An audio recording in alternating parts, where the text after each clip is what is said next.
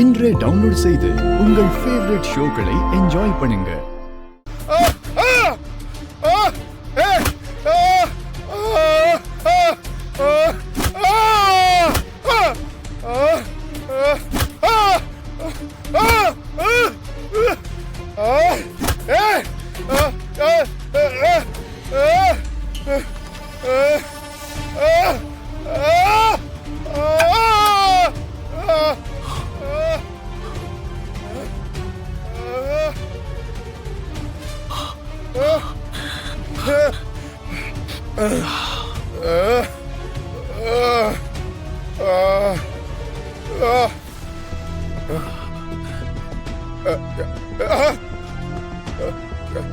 யாரு யாரு அடிச்சது? நீதானே என்ன அடிச்சது? நீதானே நீதானே? நான் ஏன் உங்களை அடிக்கிறேன்? நீங்க தான் என்ன அடிச்சீங்க. டேய், நீ இல்லனா வேற யார் அடிச்சது? டேய், யாரா அது? யாரா என்ன அடிச்சது? பாத்து ஐயோ,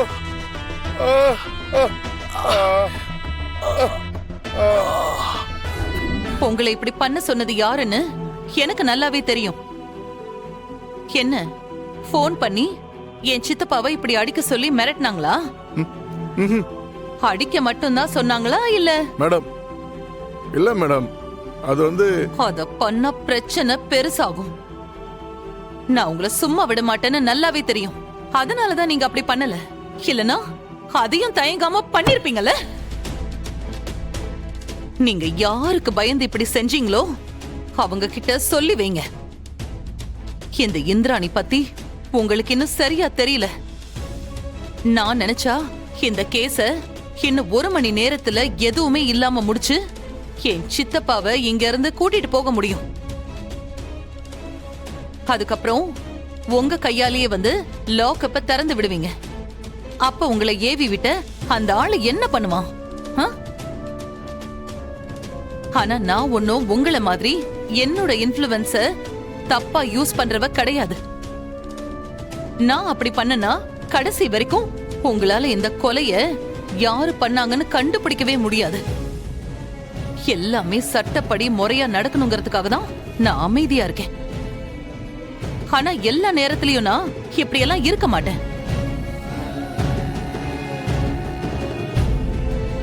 சாப்பாடு கொண்டு வந்து கொடுத்தா அதை தூக்கி வீசுவீங்களா?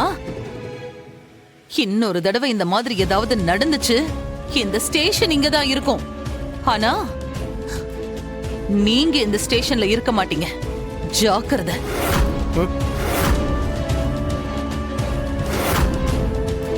மேடம், அது வந்து நாளைக்கு உங்களை கோர்ட்ல ப்ரொடியூஸ் பண்ணும்போது உங்களுக்கும் இந்த கொலைக்கும் எந்த சம்பந்தமும் இல்லைன்னு நான் ப்ரூவ் பண்ணி கண்டிப்பா உங்களை வெளியில கொண்டு வந்துருவேன்.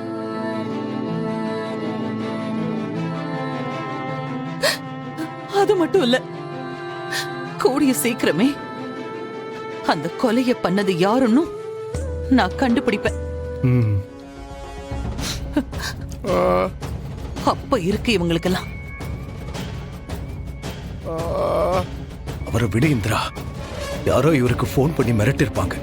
அதனால இவரு வேற வழி இல்லாம தான் இப்படி பண்ணிருப்பாரு. அதான் நல்லா வாங்கி கட்டிக்கிட்டாருல. ஆமா, அவர்தான் உங்களை அடிச்சாரு. ஆனா அவரு ஏன் அடி வாங்கின மாதிரி இப்படி நெளிஞ்சிட்டு இருக்காரு?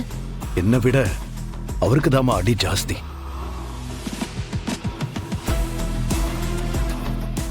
யார் சித்தப்பா? நீங்களா அடிச்சீங்க? நான் இல்லம்மா.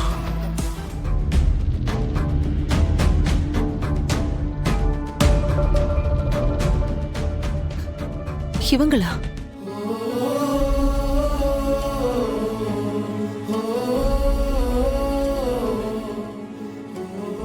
என்ன பண்ணாங்க சித்தப்பா? இந்த இன்ஸ்பெக்டர் நான் கொலை பண்ணலன்னு அவ்வளவு தூரம் சொல்லியும் கேட்காம என்ன அடிச்சுக்கிட்டு இருந்தாருமா. அப்போ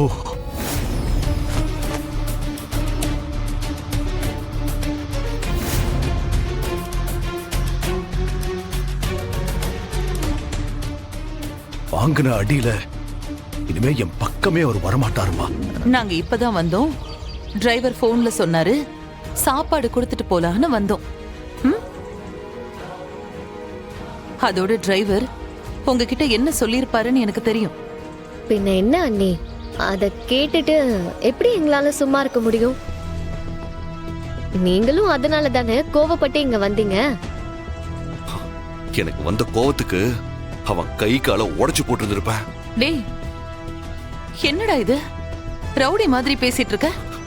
இல்ல. அவங்க தான் அப்படின்னா நாமளும் அவங்களுக்கு சரிக்கு சமமா நடந்துக்கணுமா? அப்புறம் அவங்களுக்கும் நமக்கும் என்ன வித்தியாசம் இருக்கு? அண்ணி, நீங்க அப்போ இங்க இருந்து நேர்ல பாத்திருந்தா இப்படி எல்லாம் பேசிருக்க மாட்டீங்க. நீங்களே துப்பாக்கி எடுத்து அந்த இன்ஸ்பெக்டரை ஷூட் பண்ணிருப்பீங்க. அந்த அளவுக்கு கோவம் வந்துச்சு தெரியுமா? நல்லா இருக்கா எலி? இவன் தான் இந்த மாதிரி எல்லாம் பேசுறானா? நீ இவனுக்கு மேல இருப்ப போலயே.